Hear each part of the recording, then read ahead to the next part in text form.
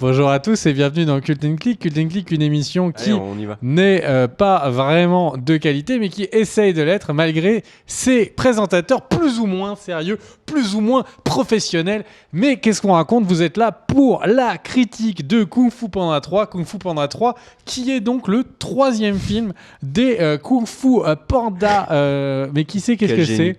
Et donc, pour ça, nous avons cette semaine le spécialiste des films de Kung Fu et de Panda. Je parle donc de Kerr. N'importe quoi.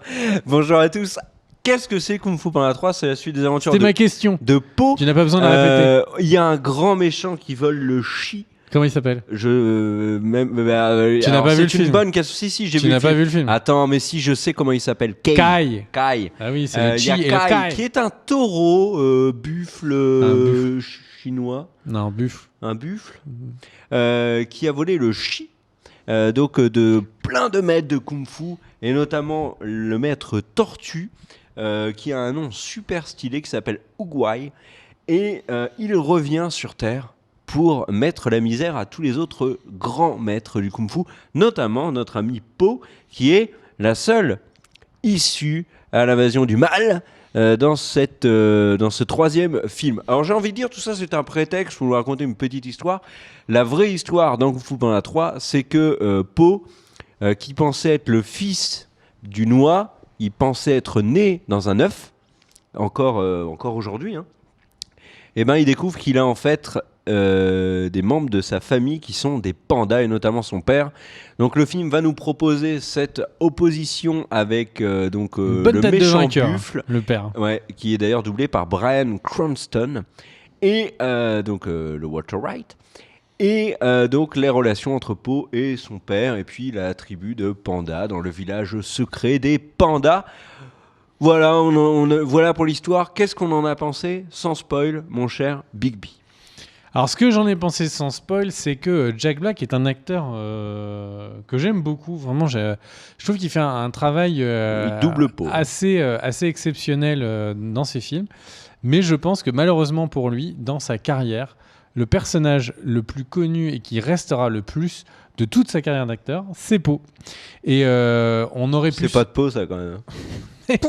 L'humour à la gaudriole seront pas nos amis ce soir. Donc on a eu un premier Kung Fu Panda assez réussi. Le deuxième Kung Fu Panda était, moi je l'avais trouvé plutôt intéressant, même si il donnait pas envie d'être revu une deuxième fois.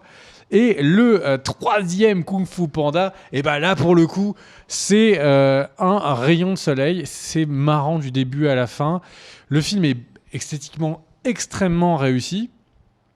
Il y a de plus en plus de scènes graphiques où en fait tout ce que j'aimais bien, ces scènes de transition très manga, très dessinées au fusain qui donc balayaient l'écran pour pouvoir passer d'une transition à une autre. Eh bien, ils y sont allés encore de plus en plus, comme si en fait ils maîtrisaient de plus en plus l'area du film. Et c'est les personnages. Il y a aucun des pandas dont on se souviendra pas. Ils sont tous marrants et réussis. Ça c'est Lee, c'est le père, on s'en souvient. Non, pas celui-là, mais il y a un plan où il y a un panda au fond, tout à gauche. Lui, on l'aura oublié. Tu vois, tu l'as déjà oublié. Tentative d'humour numéro 2 dans cette vidéo. Et par contre, c'est vrai, je te rejoins sur Bryan Cranston et le père est très réussi. Et en fait, tout ça, c'est rien par rapport au Papa Wa qui est encore plus marrant et vraiment qui donne des scènes un peu touchantes dans le film. Le seul défaut du film, c'est qu'il n'est pas suffisamment long. On aurait eu envie de voir beaucoup plus de Po contre Kai, qui est mon méchant préféré de cette trilogie. Et j'ai hâte qu'il y ait un Kung Fu Panda 4, 5, 6. J'aime énormément cette série de films. Alors, moi, j'aime énormément l'animation japonaise. La grosse animation américaine faite par DreamWorks, par Pixar, etc. Il y a des hauts et des bas, mais je suis C'était là-haut le nom du film. Un vrai client. Ça fait pas très professionnel quand tu connais pas le nom. C'était là-haut, Up in the Air. Ouais, mais là-haut, c'est J'ai pas été touché. Les deux premiers Kung Fu Panda ne m'ont pas plu, ne m'ont pas fait rire. Les personnages me sont complètement passés au-dessus. Et c'est pas du tout le cas de Kung Fu Panda 3 que j'ai vraiment trouvé drôle. Alors il y a toujours cette histoire de ce fil rouge qui est inintéressant, le bien contre le mal, c'est très manichéen, mais bon, on s'en fout parce qu'il y a l'arrivée de la famille Panda qui, comme tu le dis, sont très drôles. Donc la danseuse, le père, le bébé panda qui colle à la tigresse, c'est très drôle.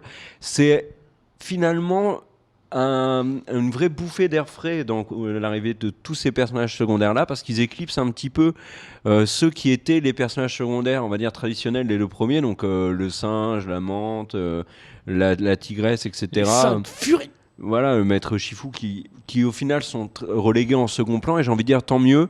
Là, il y a ça se renouvelle. Le personnage de Po, je trouve, évolue vraiment bien. C'est-à-dire qu'il n'est pas du tout agaçant, alors que je le trouvais vraiment agaçant, justement. Je pense que c'était vraiment Po qui me bloquait dans le 2.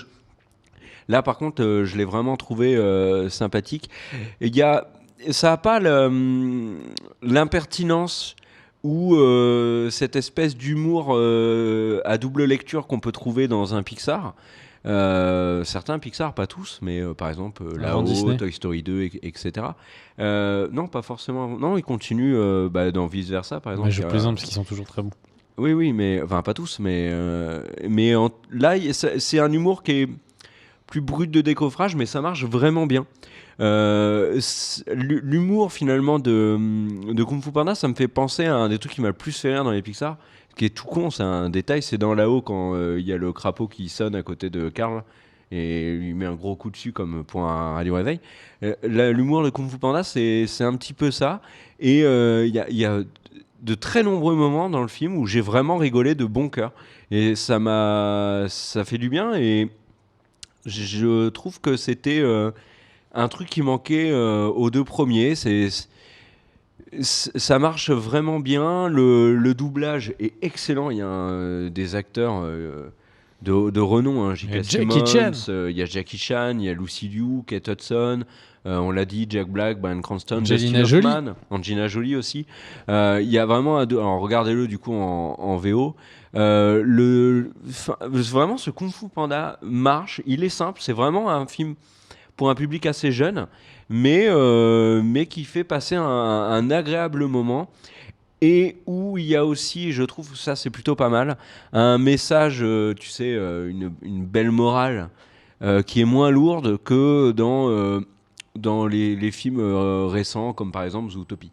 Et un des derniers points qui est pour moi la grande force du film, c'est la relation entre donc Po et ses deux papas, puisque lui, il a toujours cru que son père était tunois. Là, il découvre que son père est un panda. On aurait pu penser, et c'est un petit peu ce que nous fait croire le film à un moment donné, c'est que finalement Loi est complètement éclipsée et Po s'en fout. Et en fait, pas du tout. Loi est encore plus importante que dans les autres films, et la relation qu'il y a entre Loi, Po et le nouveau papa panda est d'une part très très drôle, et je trouve extrêmement bien foutu et donne un regard extrêmement intéressant sur les familles recomposées de l'enfant qui a finalement deux papas, le beau papa et Enfin, j'ai vraiment trouvé ça hyper efficace, et c'est la grosse surprise du film. C'est-à-dire que je me disais, ok, bon, bah, Loi va sauter, et en fait, non. Et ça contribue vraiment au fait de rendre Kung Fu Panda 3 intelligent et, comme tu l'as dit, très beau, ça c'est clair, et vraiment très divertissant, très drôle, etc. Donc pour moi, c'est vraiment un très chouette film d'animation que je vous conseille d'aller voir. Je pense que toi aussi. Tout à fait, et c'est sur cette note poétique, c'est sur cette superbe litote en A et en I que nous a fait Kerr que nous allons donc se quitter. Je rajouterai juste que j'ai particulièrement adoré Maître Oogway, et c'est donc la Maître Tortue avec ses petits mouvements de petits vieillards que je trouve tellement stylés. L'animation est vraiment incroyablement réussie dans ce film. Bref, allez le voir. Il faut arrêter de nous écouter. Allez le voir, et on en reparlera dans les commentaires. Bisous à vous et à une vidéo pour demain. Je crois que cette phrase n'était pas dans le bon ordre. À demain pour une vidéo. Dans ce sens-là, ça fonctionne mieux. À toutes. Ciao. Ciao, ciao.